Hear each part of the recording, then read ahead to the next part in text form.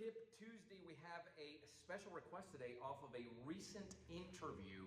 I was asked, based on my martial arts background in the Aiki martial arts, what role does, you hear me talk about all the time, about going the non-violent route whenever possible, not going to the head early on, and what role does that Aiki concept play with the cane, if any? So I'm going to go ahead and elaborate on that today. But before, welcome to everyone, and especially those of you that are here for the first time on the channel.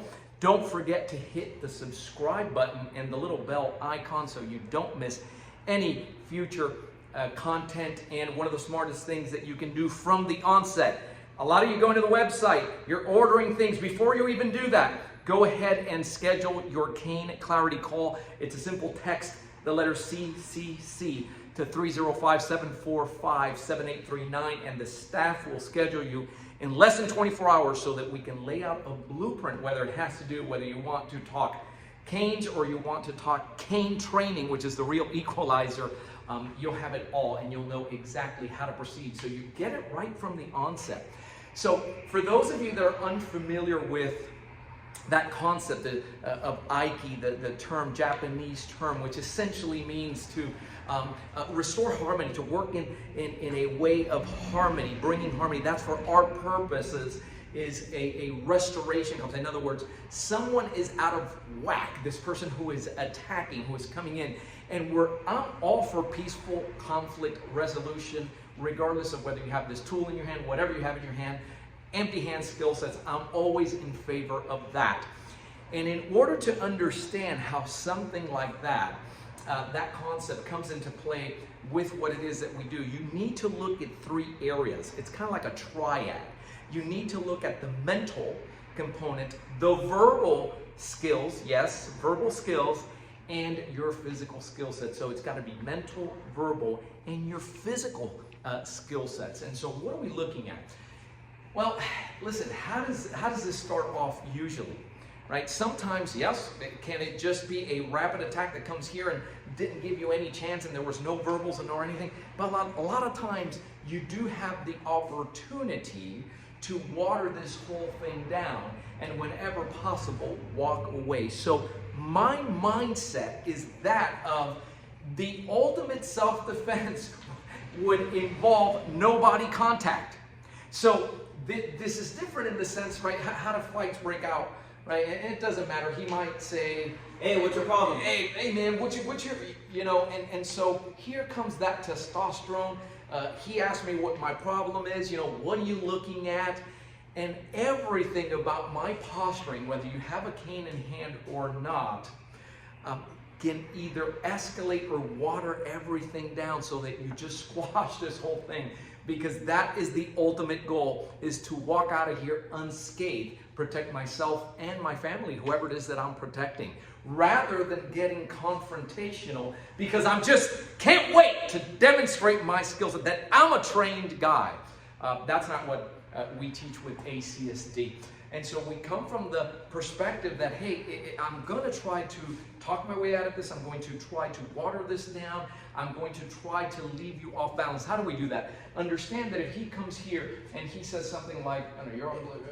Oh, you're ugly. Oh, yeah, you're uglier, and this push back and forth.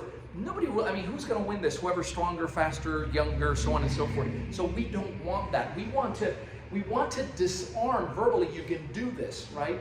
With your verbal skill sets. He comes in and says, hey, what's your problem? Hey man, listen, I don't have a problem.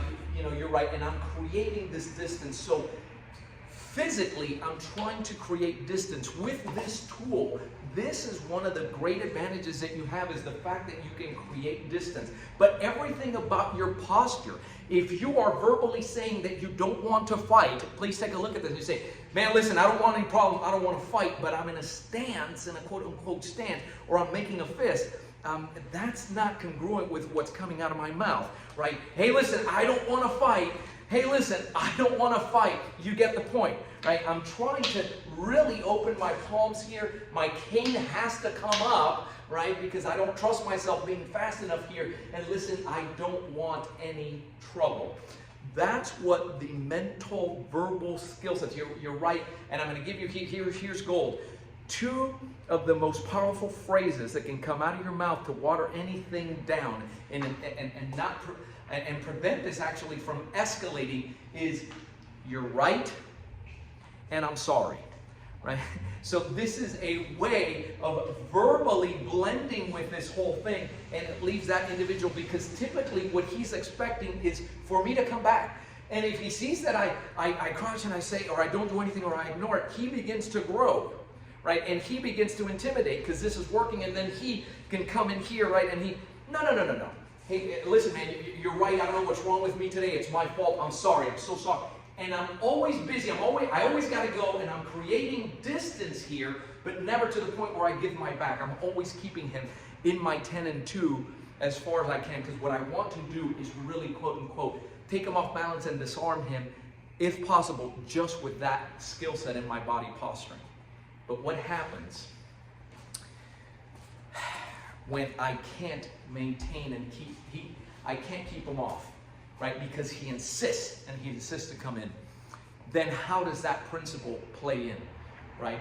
Do I have a choice, or do I absolutely, as soon as we have a situation, boom, do I have to destroy? Do I have to destroy, right? Is that what we're looking to do? So if we play it out, and I'll let him lunge in and do whatever it is, but after a couple of words, my attempt, Hey, what's your problem? Listen, man, I don't want, hey, no, right? So if we take that down and we take a look, everything went down. Let's analyze this. So I'm having a conversation here, and he decides to throw that shot, right? And what I'm doing here with my cover hand, I'll do the walkthrough, is I've allowed that shot to come by, and at the same time, the shot that I choose is one that he cannot stop. And by the way, I have him pat himself up. For my taste, he should have headgear on as well. He's got pads bringing down here. He's got, and that's where I'm aiming, even if I'm not looking down, because I'm not telegraphing. I'm not letting him know that I'm strike there. He decided to lunge, and I did this, but at the same time, here it comes. Now, point that camera down. I want to show you something. I have a choice. Do I go to the head with both hands and incapacitate and continue, boom, or do I go straight and incapacitate the limb that he attacked? You all right? Yeah. That he attacked with. Where do I go? By the way, this stuff leaves a mark. That's how you got to pat him up, right? Even with the pad, we've tested it here, and it has an effect. So I'm looking to take out. I'm looking to incapacitate. I have a choice. Do I go haywire and start wagging?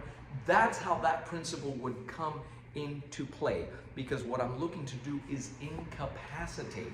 And it doesn't matter if you don't have the cane. You know, ACSD is all about, here it comes, and those of you, if you were here, everybody who was here in the immersion last week, that slip, that ACB, from the ACB curriculum down in here, it's the same, right? So if I'm gonna go, I have choices as to how I'm going to respond.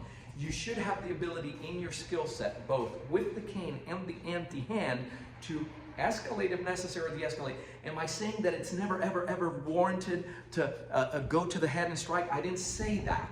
Only you can be the judge of that. What I'm saying is that you do have the option, and my first option is never to distort or to pulverize. That's how that principle would come into the Aiki cane, concept, so to speak. So I hope that brings some clarity to it. Again, the mental, verbal, physical skill sets aligned with that concept. And to learn more about that, and really to get started with your training, just the smartest thing you can do is go ahead and have a conversation first. Make sure we know where you're at, what your interests lie, so that we can tell you how to proceed. Go ahead and text, again, CCC to 305-745-7839. My staff and I always here to serve. Thank you for watching. Keep caning. Stay safe.